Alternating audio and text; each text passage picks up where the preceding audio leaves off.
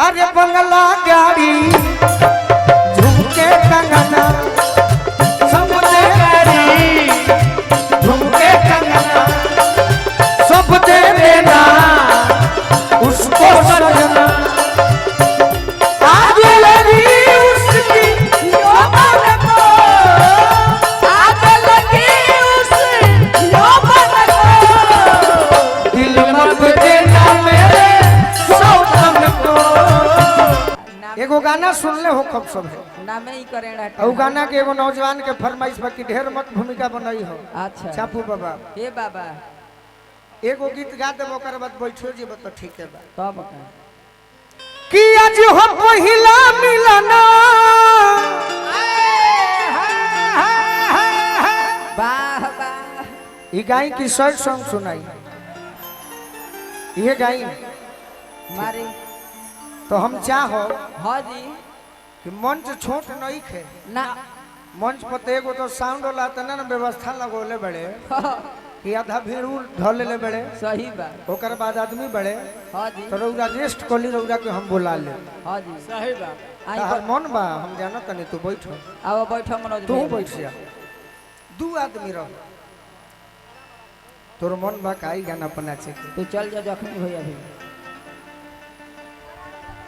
लड़की के शादी भइल बा हाँ जी एक करणवीर बाबू आए हाय हाय गोलू का हलक में दुख हो जाला आ आ आ आ आ। कहत तारी का हो कि आज हो पहिला मिलना क्या बात है मिलल सजनी के अरे सजना जिया जिया हमारी अंग अंग गुलाब नियन खिलाल बा बदनवा सुनी सुनी भगवान भगवान जन बिहान हो खदी भावो तो लोगों की बैठले रह जाई लड़की को हतिया की आज राजा जी के कोरवे में जवान हो खदी आज राजा जी के कोरवे में आ ज्योति जवान हो खेली राजा जी के कोरवे में जवान हो खेली राजा जी के कोरवे में जवान हो खेली हमरा कबो अपने आप हंसी बरेला ई का है कि यूट्यूब के चलते हां जी हमारे कोनो गाना बिना मतलब के वायरल हो जाला लाज लगेला गाना भाई लोग सुनने हुए अरे बंगला गाड़ी झुमके कंगना सब दे गाड़ी झुमके कंगना सब दे देना उसको सजना आज लगी उसकी यौवन को आज लगी उस यौवन को दिल मत देना मेरे सौतन को दिल मत देना मेरे सौतन को तेरे राजा जी के कोरवे में जवान हो गई तेरे राजा जी के कोरवे में जवान हो गई। भाई हमारे अनिश यादव जी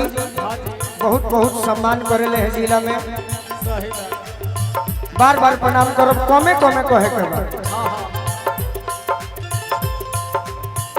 लड़की कहते हैं ज्योति का हो सिमरन हां जी राजा जी के उठावा में दूरे रहो दूरे रह उठ जब सोती उठ बताती हो उठ बताती भूख भूख पड़ी हमारा दिलवा के मोती दिलवा के मोती हो दिलवा के मोती किरत भर लभ के दरिया में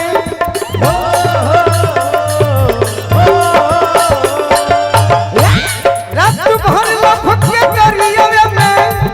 वाह रात भर लभ के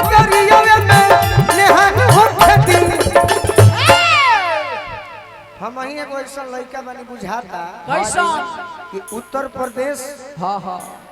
हम धन्यवाद दिला हाँ जी आ दुख में कबो कबो कहिला कि बिहारों में ऐसा व्यवस्था हो जाई हाँ जी उत्तर प्रदेश पुलिस के प्रशासन के द्वारा हाँ हाँ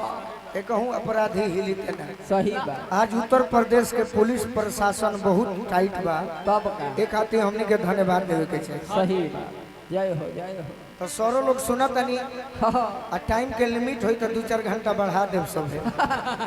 सही कि आज राजा जी के कोरल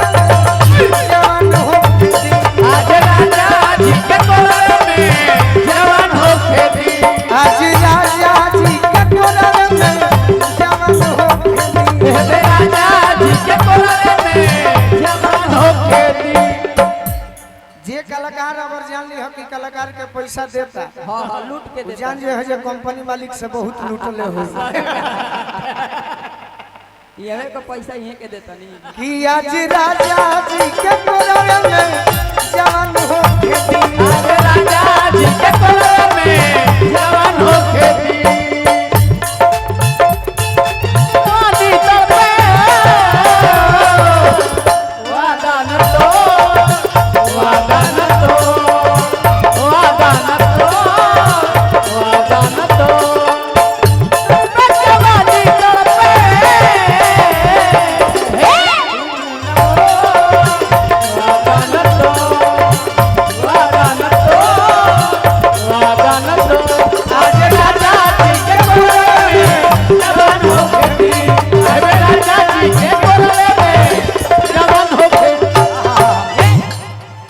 ढेर ना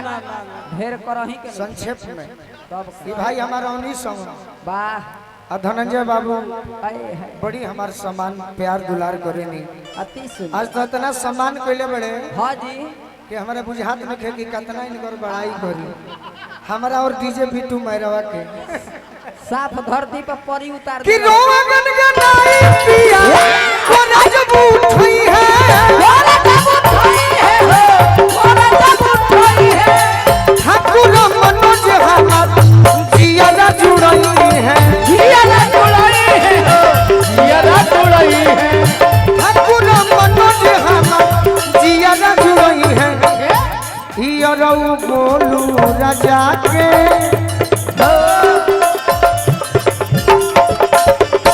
हियरौ बोलू राजा के क्या बात है परेशान हो खेती आज राजा जी के जवान हो खेती आज राजा जी के कोरले में जवान हो खेती आज राजा जी के कोरले में जवान हो खेती राजा जी के कोरले में जवान हो खेती आज राजा जी के कोरले में जवान हो खेती ये हमार